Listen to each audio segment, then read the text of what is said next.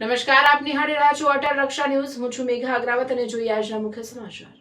પાટણ તાલુકાના સરવા ગામે ચાલતી ગેરકાયદેસર દેશી દારૂની પ્રવૃત્તિઓ સામે ગ્રામજનોએ એકજૂથ થઈને વિશાળ જનતા રેડ પાડી. સરવા સહિત આસપાસના 4 ગામોના નાગરિકોએ મળીને અંદાજે 7,000 થી 8,000 લીટર દેશી દારૂને ભઠ્ઠીઓનો સડપરત નાશ કરીને અંદાજે 4 થી 5 લાખનો કાળો કારોબાર ખુલ્લો પાડ્યો.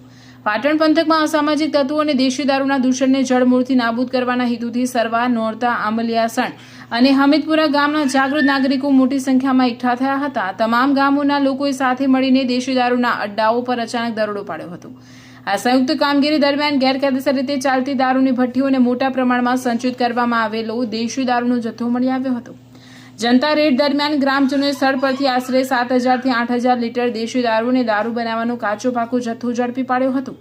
આ સમગ્ર સામગ્રી અને દારૂની અંદાજિત કિંમત 4 થી 5 લાખ આંકવામાં આવે છે.